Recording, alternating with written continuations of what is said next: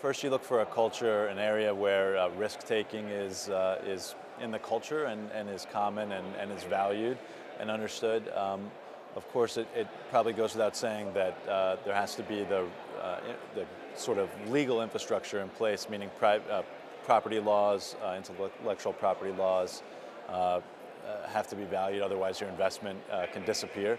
And you also want a legal framework where entrepreneurship is easy. It was mentioned today that it should be easy to start a company. It shouldn't require a lot of paperwork. These type of things are going to result in more risk being taken and more ideas being started. In the US, it wasn't the government that sat down and said, how do we make an ecosystem that's going to enable us to have an entrepreneurial hub?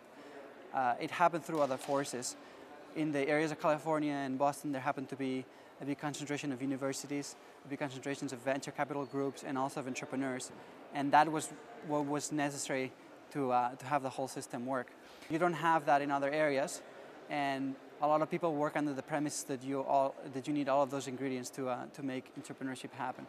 I'm not sure, frankly, I'm not sure that I know the answer, but what you can definitely see if you go to places like Boston and Silicon Valley is that you find a lot of people, a lot of entrepreneurs that have a tolerance for hard work and a tolerance for taking enormous risks and opportunity costs on what they do that many of us, I know because I've grown here in Catalonia, would probably not tolerate or not find worth our time. You cannot have an ecosystem that lives in isolation. You need an ecosystem that is connected to other ecosystems so that as a company grows, it has access to growth capital, access to exit and liquidity opportunities, and access to more professional management as it grows. And I think, again, here we need more of that. And that can be done through a series of events, but much more continuous and regular so that the connectivity is made not only with people here, but from other parts of the world. I think that one ingredient that Israel has is that they really have a lot of admiration for their scientists. They really have a lot of admiration for their successful entrepreneurs. I think that it would be good to have more exposure of successful entrepreneurs and successful scientists too, that are then translating their work in the public eye, so that kids that go to school or to university that are trying to figure out what they're going to do with their lives think of that as an option.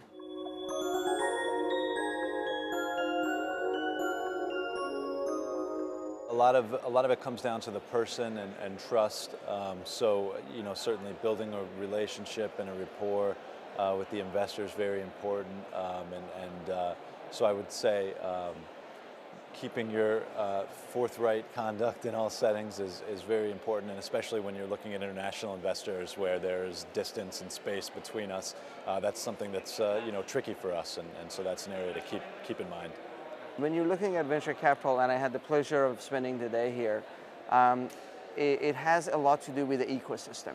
Because when investors, and I'm talking professional investors versus necessarily angel investors, or if you're looking at professional investors, risk mitigation is always the most important factor. We would like to invest knowing that the probability of success is high. So the very first thing that we look at is the team. It is not the idea, it's the team. The team supersedes the idea at all times.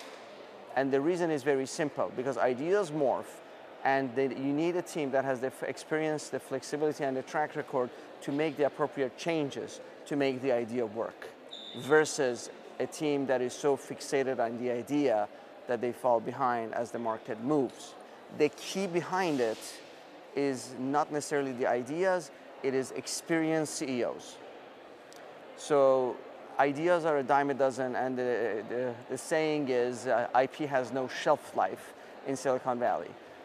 If you have access to experienced CEOs, everything else will follow, because the money will follow the experienced CEO with a track record. I don't think that's necessary to raise money if it's a part of the business strategy in order to acquire customers. Absolutely that makes sense. But I wouldn't even want to see them wasting money just to open up an office near me, to give me papers and things like that, and to make me comfortable. I'd rather them stay focused and stay spending money on what's going to acquire customers and generate revenue. A small team, it's important for them to be close to each other and work together and collaborate. And so if they're getting spread out globally and it's still a small team, it's a 5-10 person company, that could be a concern.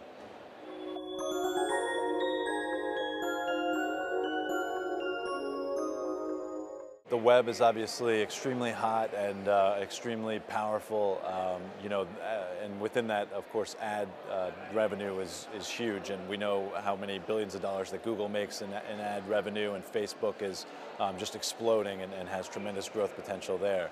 And so I think that's an area for tremendous growth and a lot of opportunities, and actually the winner today is right in that space, and I think is very well positioned because of that. If you allow me to focus just on life sciences, I think that there have been some worrisome trends.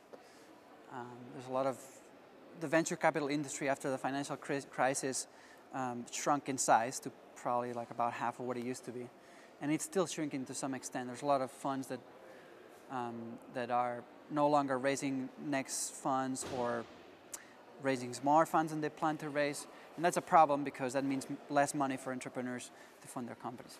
The good positive note is that the amount of scientific innovation and new discoveries in biology hasn't decreased at all. If anything, it has continued to get faster and faster. So there isn't a lack of good ideas to invest on. There is a system that might be partially dysfunctional. But as long as there are good ideas coming out of universities, there will be good biotechs in the future. Somebody will figure out how to do it.